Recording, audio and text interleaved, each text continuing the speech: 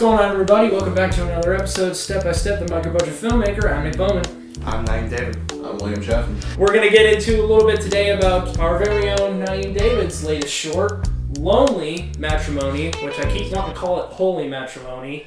Lonely, holy, whatever matrimony it is, I'm sure it's a good one. And it's going to be branded as Naim David's Lonely Matrimony. Yes. John Carpenter-esque.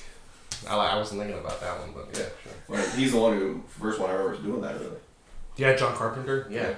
So I was watching yeah. In quarantine. I was like, you know what? Fuck it. Why don't I just name my fucking movies with my name in the... Yeah, it's branding. You're branding yourself. It's not ego, it's branding. Ego, branding. I like it. Put that out there into the universe. So, Naim, you made this movie. It's a 10-minute short, roughly 10 minutes. 12 minutes, my bad.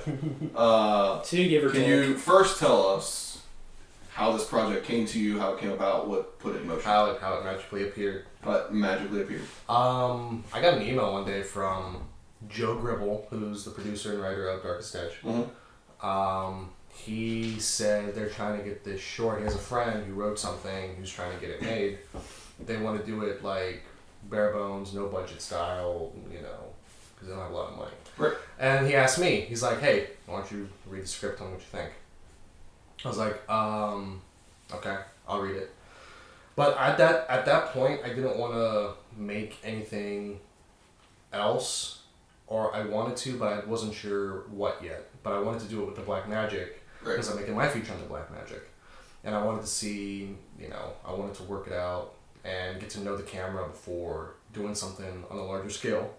So you had shot on Black Magic as a DP, but not on your own. Yeah, not as a director. Gotcha. Okay.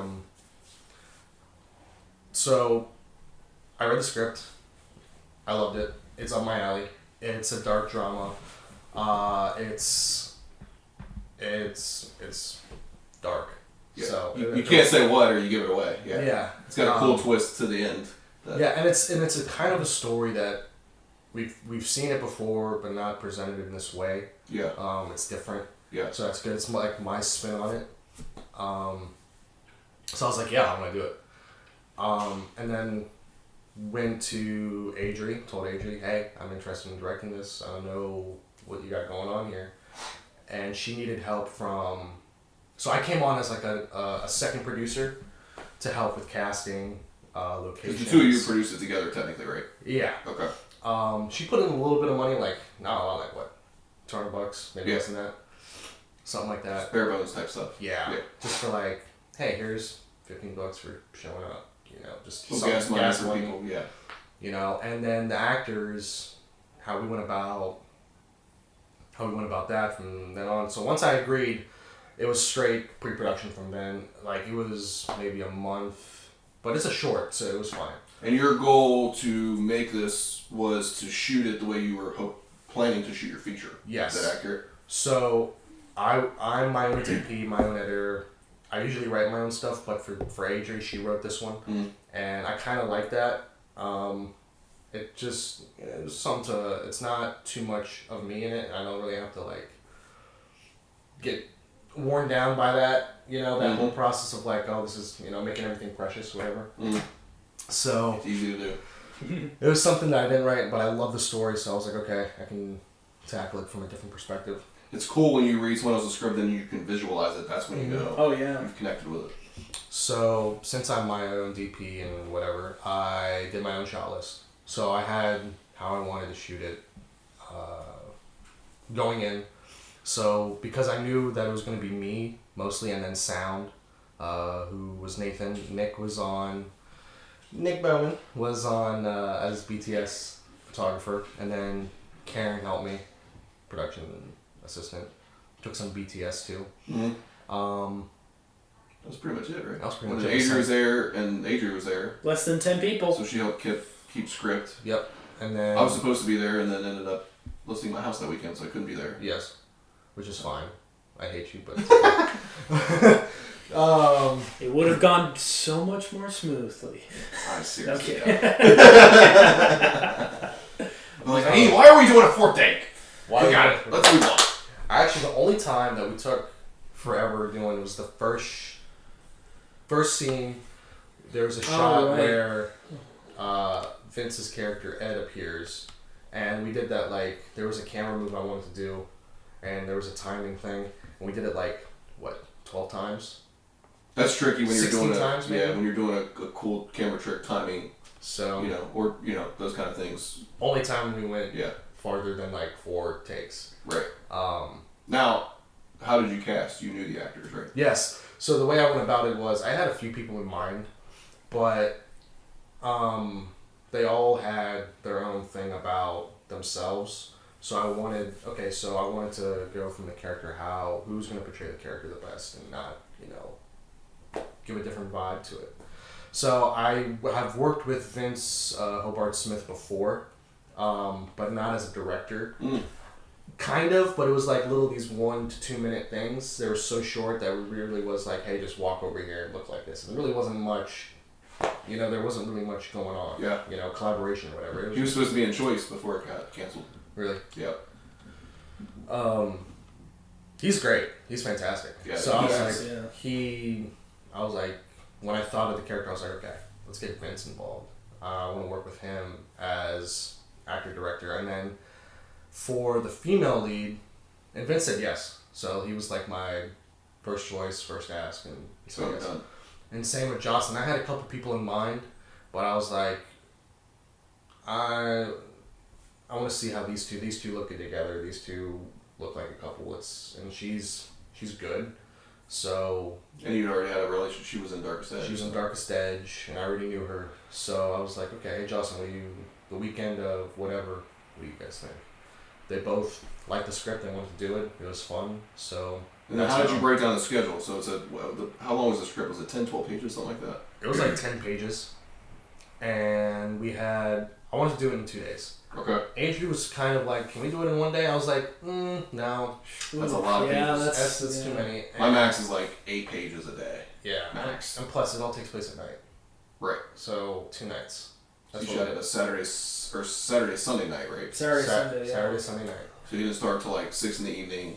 Well, we got there at 6, but we didn't start fucking shooting until like 7 or 8 because the actors would be coming on like past the time, and then we'd still be, we had a fiasco with some pearls. For the scene with pearls. Yeah, right. Send me the behind the scenes on that. Like one time it just prematurely They're supposed to shatter or something, right? Yeah. So to get that right was tricky. Yeah. Oh, and they prematurely shattered too one time, yeah. They just slight touch and they just fall apart, so we had to wait a long time for that, but we just rehearsed and went over everything. Where was I going? Scheduling. Sorry, my mind goes all over the place. Scheduling. So what I did was I scheduled it from like 6 to midnight, basically. Both times. Both days. Did you wrap pretty close to on time? The only time we went over was, I think the second night we go over? It was the second night, yeah. The second night we went over. Because I think we were done at like 3 a.m. the second night, so it was, I think, pretty much. It's a little longer on the second night. Yeah. No, it was 1 or 2, it wasn't 3. I'm pretty sure. Or 1. Okay. Doesn't matter. I got your point. We get, after midnight sometime. That. It's from 6 to 12 and we wrapped at 3. No, it was only an hour over. It's about an hour. Alright, just because... Set the record straight. No. Just because there was a shot we had to redo from the previous night.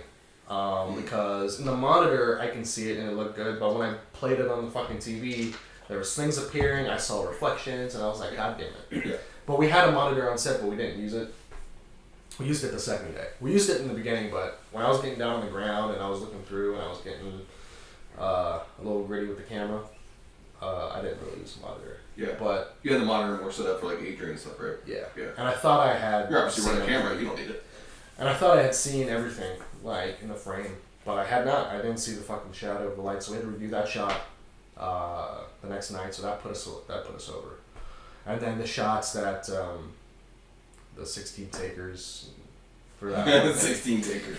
That's a lot. That's a lot of takes. I had to get it right. I was like, I'm not leaving here until I get it right. Because sometimes on set, leaving this house. I'll compromise with myself. Sometimes you do 12 because people can't say stuff in unison. You know what I mean? It's just it's whatever happens.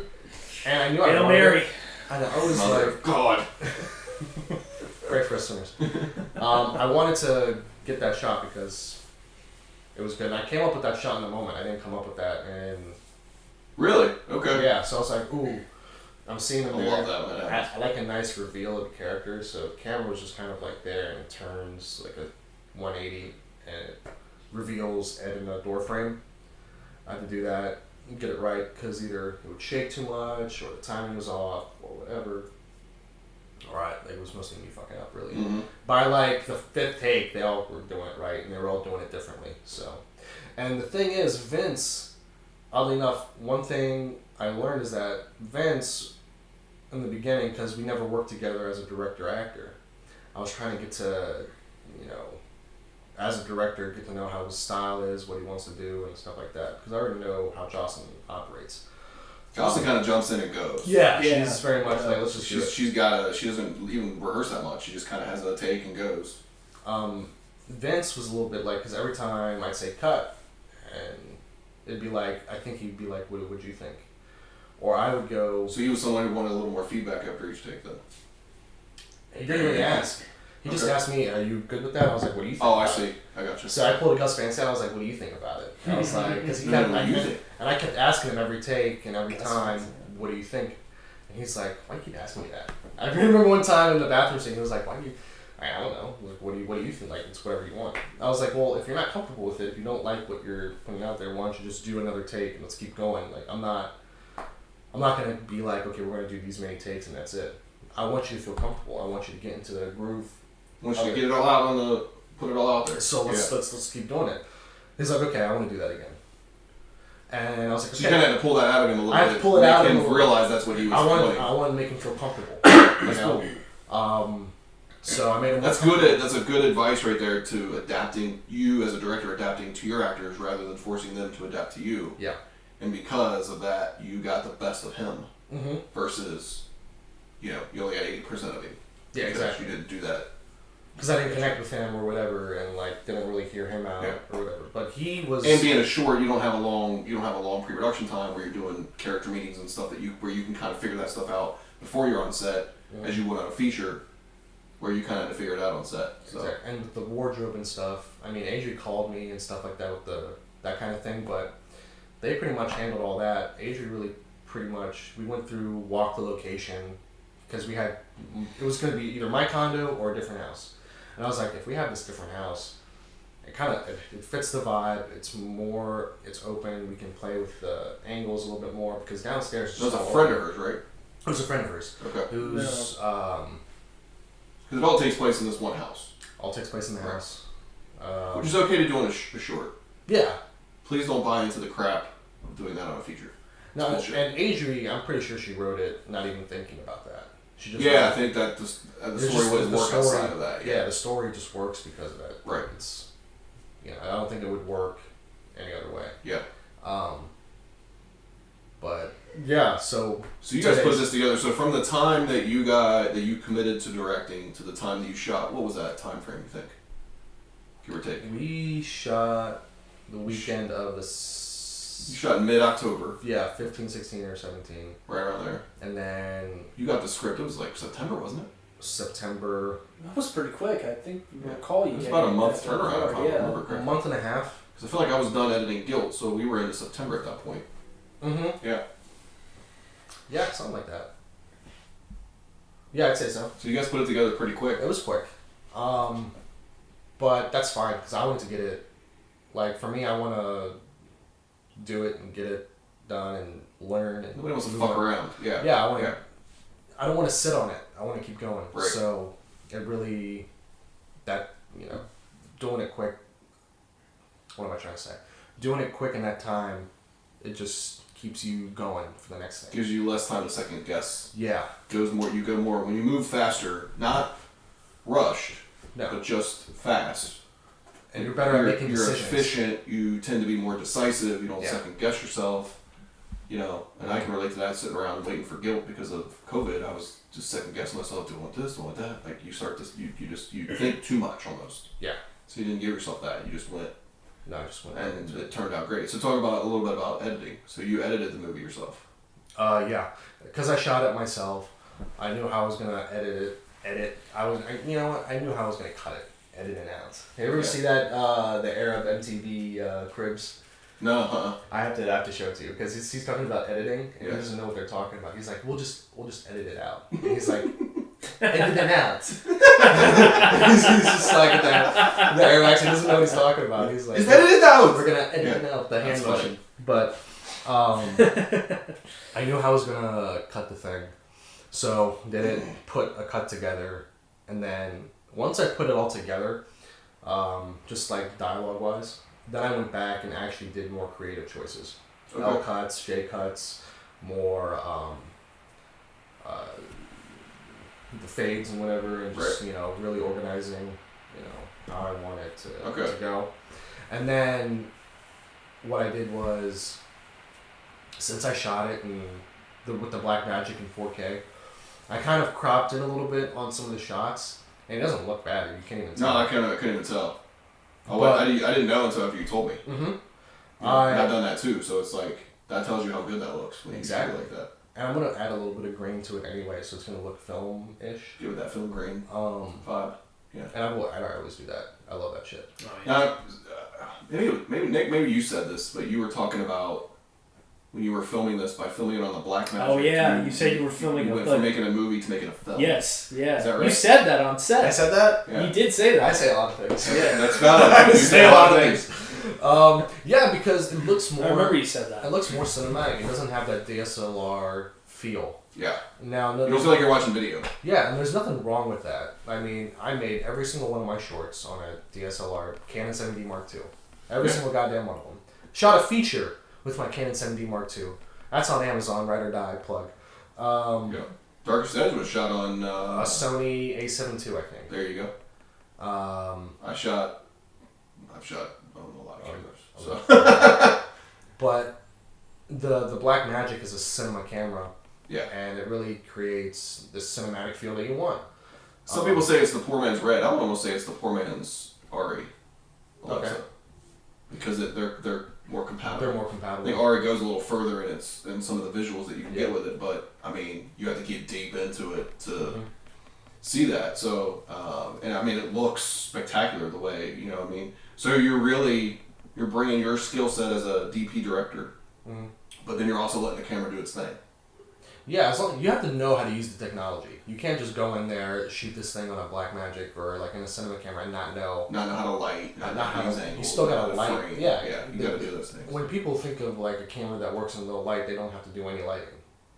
That's not 100% true. Yeah. You still gotta light. You still gotta know. What you can do is take advantage of the available light you have, whether it's windows, ceiling lights, lamps, maybe putting in your own bulbs, which is you can buy just white. Which I put in my own bulbs. Yeah, because just some of the regular bulbs, 60-watt bulbs you can get at Home Depot or Walmart or something, and they work fine. The dining room lights and where they were sitting were burnt, so I had my own light bulbs. There you go. I just switched them out. Then it's just getting a small LED to get some edge light or a key light or get a little light in their eyes. Like it's really small stuff like that where you don't need this massive crew to move all these huge heavy lights.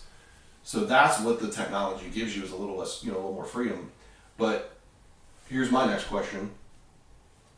You produced, directed, shot, edited, you ran camera, you color graded, you did all these things yourself. And I know this from experience, you get kind of lost in the world after a certain point. Yeah. So what do you do to sort of get an outside perspective to help you see it a little differently?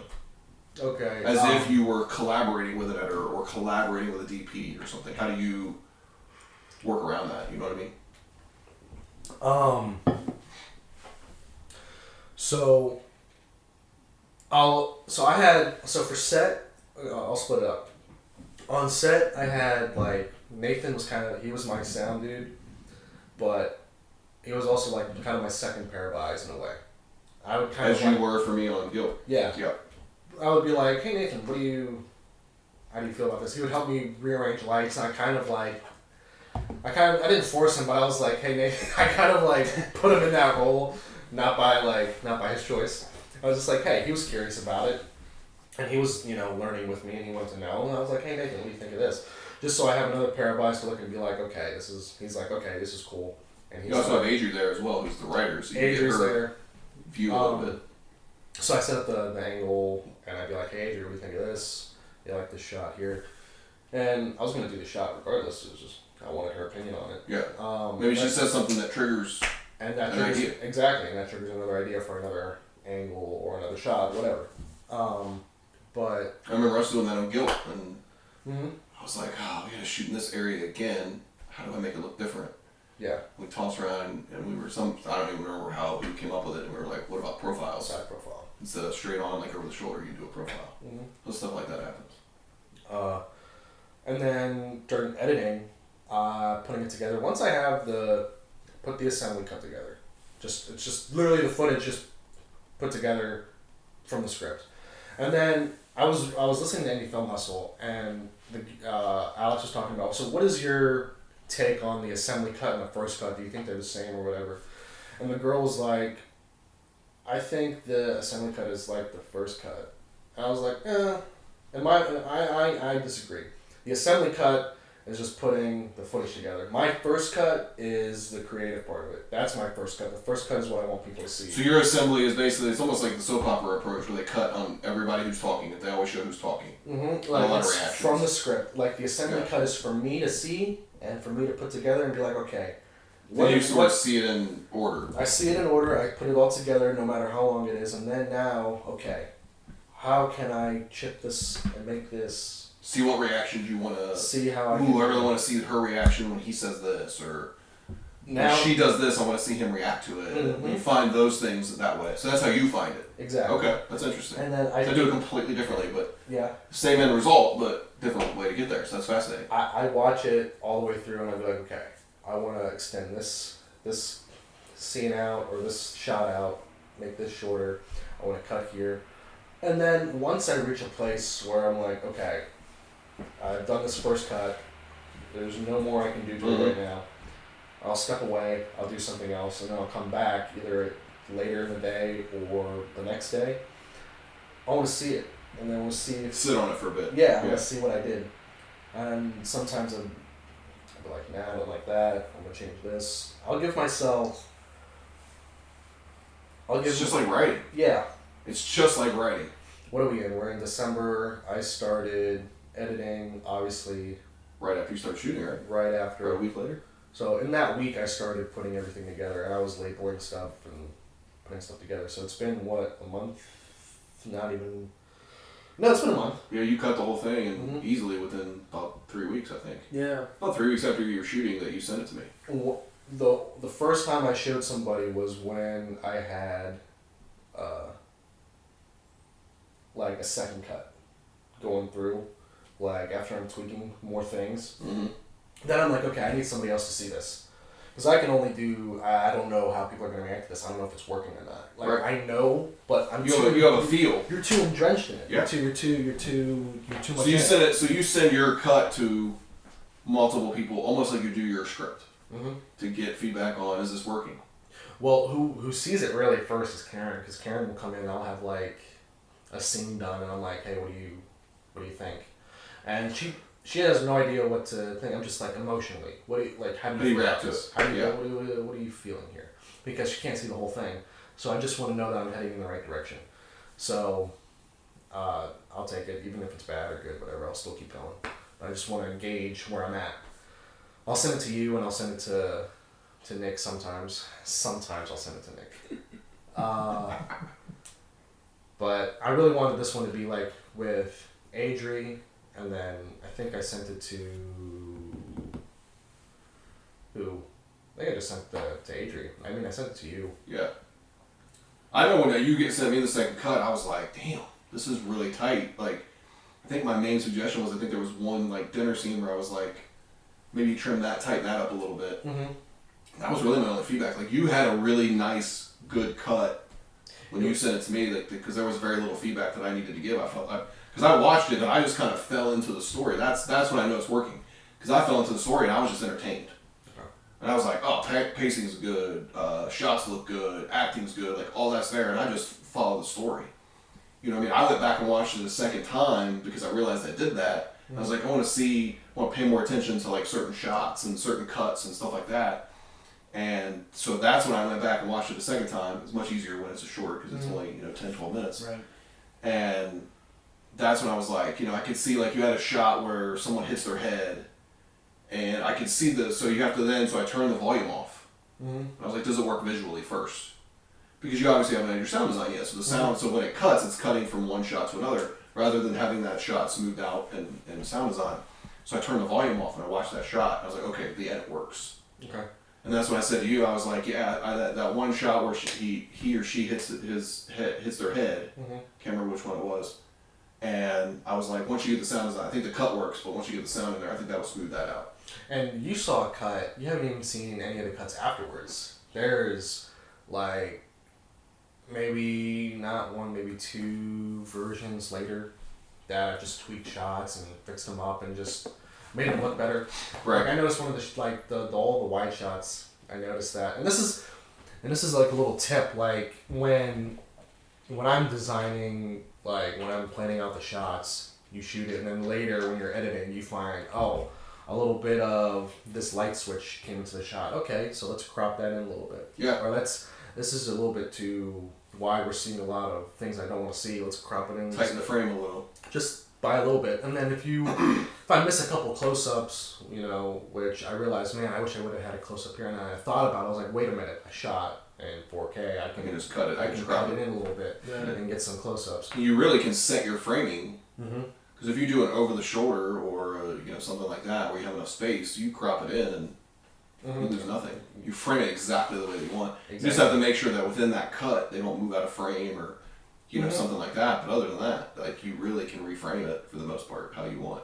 Yeah, and that kind of saves your ass if you know how you're going to shoot it, because you can't just go in there and shoot wides and then later, we're going to get the close-up, I'll crop it in later. No, that's not how it works. You have to have the angle right. Have the angle right, get your close-ups, and then, I missed something. That's where that comes in handy. Yeah. It helps knowing that you have that. If you have over the shoulders, for the most part, you can crop into a close-up on those and not have any issue. Mm-hmm. If you're going from a 2-shot or a wider shot, you can't, because you're just not going to have the right angle. It's a little tricky. Yeah. Unless you have a little bit of them or whatever. Unless you're keeping that angle where you want that specific angle, then it can work. I did that on Guilt, so like you can do it, but it's got to be specific. But it does give you the freedom to jump in there. You can do it a little bit on HD, but you can't crop it too much because then you'll start to lose quality. Mm-hmm. You start 4K gives you that ability. Yeah. And even with 4K still, if you go into a little bit too much, you start get that graininess and that noise. So if you don't go too much, like you don't want to go to a wide of a close up, but if you go over the shoulder or close up, you're not going to lose anything. Yeah. Mm-hmm. So if you're already close enough. Exactly. So it really helps with those kind of things. And one thing I didn't do, one of my shots I like to do is like go from going like that. What is it, like a pan? Right. Like pan from character to character. Right. Right. I never got that one this one, and I wanted to, and I had that on the list. I'm a big fan of that kind of shot. But I never... Letting your pans be your cut. Yeah. Yeah. And I really wanted to do it, but I've done that in a couple films. Don't know why I never did that. It was probably because of lighting or something. It was so fixed and small in that area that, sudden turn, you can see certain things. But one of the main things, probably the main thing, let's say the main thing, that I learned on this one, because I wanted, do my feature myself like I did this one, is that I took longer setting up lights than I needed to because I was doing it myself. So I realized if I had a couple PAs to help set up lighting after, hey, set up these lights, let me go talk to the actors, let me do this, let me do that. Frees you to talk to them. It cuts some time. It's a way for you to still DP. Yeah. Mm-hmm. It allows you to still DP, but still have some help with equipment. And I don't want a lot of people on set either. So we had like less than 10 people, pretty much, right? That's cast and crew. Mm-hmm. Yeah. Cast and crew, like 10 people. And that's how I really want to make my movies. I don't need 30 fucking people. You don't need that until you get the bigger budgets, where you have to have safety, for stunts or shutting down streets or, those kind of things. But even on a bigger movie, if you're shooting in a house and it's dialogue and there's no, action or limited action, you still don't need all that stuff. Yeah. You might have a little bit more because you might be using, bigger lights or things like that, but you can still keep it, Stanley Kubrick did that 40, 50 years ago. Mm-hmm. Did it on Eyes Wide Shut. He would limit his crew so that he could take that money and have more days to shoot. So people, thought, oh, he always goes over. No, he cuts his crew down to just what he needs so that he can then have more time to shoot. Exactly. That's brilliant. It is. Because there's so much waste. That's the problem that people need to realize, and we've talked about this before, is there's so much waste in Hollywood. What we're doing is we're cutting the waste and we're getting it down. Now we're going even further because we have to without money. You know what I mean? But if you had money, you'd hire a gaffer. Yeah. You'd have a gaffer and a grip on set, right? We'd pay you'd have those people, so the gaffer grips would basically set up your lights for you, but you'd be your own DP and your own camera op. Maybe you have an assistant AC that helps you set up camera and switch lenses and those types of stuff. But even then, that's 3 people. Yeah. That's only 3 people.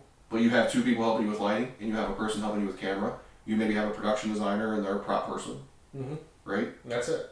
And then you have your costume and makeup for... If you need those. If you need those for your cast. And then maybe you have a sound mixer and a boom. So even then, on a bigger budget where you can pay those people, you still only have 7, 8 crew members. Technical crew. Yeah. Handling lighting, camera, sound. And I'll tell you, I've done shorts where it was literally just me and a camera and the actors, and I've done shorts where you have 5 to 10 people, and I've done shorts where there's fucking 20 to fucking 30 people. Yeah, your Dilemma, and I've done it was a massive. And I've done a couple project. others where there was like grips and Right. fucking first AD, whatever. I remember shooting Streets of Syndicate, and we had 3 cameras at one point. So you have 3 camera operators. You have your sound person. We had a couple people gripping. I never made that mistake again. I did 3 cameras or 2 cameras once. Awful. With different fucking, like a Sony, and then you had a Canon, and then... You think, in theory, on paper, you think you're saving yourself time because you're getting all the shots at one time. Nope. And you're not going to have to do as many takes. But the problem is that then, because you're on a low budget, you don't necessarily have the big monitoring station to have all the monitors. So you can't watch all the shots at one time. So you're bouncing around to different cameras to make sure the cameramen are getting the shots you want. You have to explain to them the shots that you want. So all that time, quote unquote, that you think you're saving by not doing as many takes, you're wasting by bouncing around to all these different cameras. You should absolutely go with a single camera. And this theory that what makes performances better. No, it doesn't. No. Because all actors work different. If you have an actor who, like you said, Jocelyn, jumps in and is ready to go, right? Then you have other actors who need a little bit more warm-up, right? They need to do a few takes before they really get there. You know what I mean? They need a little more warm-up. They need a little more prep. Nothing wrong with that. Everybody's got a different approach. So what you do in that is if you have 2 totally different actors, you shoot the single of the actor who's kind of on it from the beginning first, do a couple of takes on them. Now the other actor who's warming up is getting that warm up in those shots. So you're just being strategic in how you shoot it. Then you flip and you get the reverse of that actor. So now you've done a single camera, so you can light more specifically, you can do more specific camera movement because you don't have these other cameras in the room. You have a more limited crew. You know, when you start shooting quote unquote documentary style, it actually makes it more complicated. I was having JD on Dilemma, I was having JD on camera, Cody Phipps on another camera, and then, I trusted them, obviously, but it's like, I didn't need 2 or 3 cameras on that fucking thing. Right. And also, there was this one thing that I did where I had the first AD and all that kind of crew, to go back to that real quick, and we were moving really slow, and I'm used to moving real fast on these shorts, and I would go, what's taking so long? Oh, we're setting up the lights. I was like, God damn it. Yeah. I was like, not that, like, I appreciate them being there and doing whatever they're doing. It's just... Because what you don't think about is if you're shooting a conversation, you have to set up, and you have 2 cameras going, you have to set up a key light and edge light on both actors. So there's more lighting you actually have to do. Yeah. Not less lighting. So it actually ends up taking more time. So to anybody out there who wants to shoot multiple cameras, unless you're on a big budget, Mr. Ridley Scott, Peter Berg, Michael Bay, The Kingdom, his big movies where he shoots those cameras, that's different. They have the time and money to do that. If you have one explosion, and you got to get it one time. Then you get the fucking 10, 20. Or you're Michael Bay, who has an action sequence on a highway in every movie he's ever made. Yes, then you have 16 cameras on set. If you're doing action stuff, you need more than one camera, because you can't miss that shit. You can't fuck up. Yeah, you can't mess up a car accident or a car crash or even a fight scene. It's beneficial because you can't put the actors through that as much. You know what I mean? Yeah. If it's a minimal fight scene, you can, but if it's a big one, those are the times. But that's big budget stuff. We're talking micro budget. Don't fall into that trap that if I have multiple cameras, it's going to be easier. It's not. That's what I thought. I really did. And then if you don't have the same camera, and then you got to try and match them, and they don't match. No. It's a mess. Not only that, Dilemma was my film school, so I was shooting on 2 Canons. All right. Right. I had and a friend of mine had a Sony, and I was like, whoever has a camera, just come on to set and let's shoot something. So that's how I was going. I was like, you were doing it the way you thought you were supposed to. Yeah, and then I had like 30 people coming in, PAs and extras, and then I had this, and I was like, who, what, why? Why? And I look back on it, and I was like, that's just... The benefit is you were open to looking at it differently, and a lot of people aren't. Yeah. So either one of two things happens. Either one, people continue to make movies that way, and they suffer when they don't have to suffer, and I don't understand that. Or two, they stop making movies. Yeah, because they can't sustain them. Because you can't sustain that without a lot of money. You just can't. So what we're basically trying to tell you is, and the reason that we wanted to go into your short is, this is how you can make these things and still make them look good. What does it matter what happens behind the camera? It only matters what happens on screen. Mm-hmm. What's the audience going to see? It's all that matters. How you get that on screen is really irrelevant. It's more fitting to your personality and your style. What we're trying to do is tell you, you can do this with you and a camera and a mic. That's all you need. I've proven it numerous times. Yeah. You know what I mean? Yes, you're going to make something somewhat limited, but there are ways to ramp it up. So if you practice that first... You're practicing filmmaking anyway. You're always practicing. You have to make stuff. Yeah. Like, it's like practicing guitar or anything else. You got to practice. Even if it's you and a camera and a couple actors. Yeah. That's what I do. Gradually build up. Yeah. Gradually build up. Then you can get to a project where you say, okay, I have... let's just say 10 days, but I have 2 days where I have these big sequences where I am going to need some extra people. Then just ramp up your production for those 2 days or just those 2 scenes or whatever it is. I have a fight scene, or I have a shootout, or I have a chase scene. Whatever it is that you have in your movie where you need to ramp up crew a little bit, you ramp it up then. The rest of the movie, you keep it really small. So you can even do it that way. You know what I mean? And I made the mistake on Syndicate where we thought we had to have these people on set all the time. And looking back, there was just a couple of scenes that we needed some extra people. And if we would have done it that way, it would have made the shoot so much more efficient. The movie would look different, which would be better. It just would be so much better all the way around. So I love the way that you approach this on here, and that's why I wanted to ask you, But that is tricky when you're kind of a one-man filmmaking machine. Mm-hmm. You know what I mean? How you get that extra perspective. So having those people whose opinions you trust is invaluable. Yeah. I mean, you were huge. You were huge for me on Guilt by giving me certain feedback along the way on set, because it's another director giving that feedback. So. Yeah, and when I show the short to you and Adrian, people like you guys give me constructive criticism on the cut, and it's not, and it's all for the cut. It's not about anything else. Which depending on who you ask, I've had those people where they misunderstood what you're trying to do. Also, you get feedback from multiple people, and then you use what you like. Yeah. If you don't agree with something, that's okay. Mm-hmm. I had Ben reach out to me the other day about Guilt, and he said after he saw Nick's doc, and he's like, "Hey, doc looked good." He's like, "How did the edit come along?" He's like, "Did you use any of my feedback and this kind of stuff?" And I said, "Yeah, I used what I liked. Mm-hmm. I didn't use what I didn't like, and I do that with everybody." Mm-hmm. And he's like, "Okay, cool."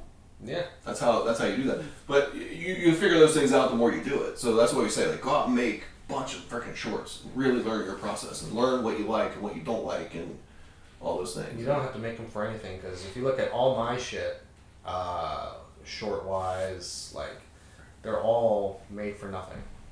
And this one's by far your best, in my opinion. I appreciate that. It's the black magic, man. It's that fucking thing. I think it's the black magic. I think because you had the black magic, you put a little more detail into the cinematography. And this is what I say when I say it's the black magic. It's not about the technology. Let me reiterate. It's just, I've been making shorts forever, and But you built towards the black magic. I built towards it. You didn't just start out going, "I've never made a movie, I'm going to go get a black magic." You built, you had a DSLR, you had a Canon or Sony. Knowing how to tell a story visually. First. Yep. Practicing the craft, knowing my style and my voice first. Yeah. And you had the mentality of being open-minded to changing and doing things a little differently than the norm. Yeah. And I don't and for these types of shorts and for this type of stuff, I don't I love collaboration, and early on when I was doing shorts, I wanted to do, I love collaboration, but waiting for people's schedules and this and that, it's like, why am I waiting on people too much? And I'm just, waiting for somebody else to make, no, I'm gonna shoot it myself instead of getting a DP, because why give somebody else the satisfaction? I want to do it. Mm-hmm. Why give somebody else my footage to edit? I'll edit it. Why should I let somebody else direct what I've written? I'll fucking direct it. You have so much more creative control. You have so much more creative control. You know what you want, and you can communicate what you need to the people that you need, like PAs. That's all you need. Sound, whatever, special effects, whatever the hell. It's just more time for that instead of communicating to just random people about shit. No, it's just, I know what I want. Here's how we're gonna do it. Boom. This is how we're gonna do it. There's no fucking around. 3 minutes. You gotta cut that. We gotta cut that out. Yeah, we'll cut it out. Want to wrap it up? Yeah. All right, so just kind of wrap it up a little bit. When do you expect to have Lonely Matrimony out? When can the world see Lonely Matrimony? When can the step-by-step? At some point. The step-by-step audience. Step-by-step teen. At some point this month. Nathan's doing a second pass at the audio. Okay. Taking in a couple notes that I gave him. I only had a couple notes. You're even doing your own sound editing on the next one. Oh yeah. Yeah, so you're even taking it a step further. Yeah. I'm too chicken shit for that.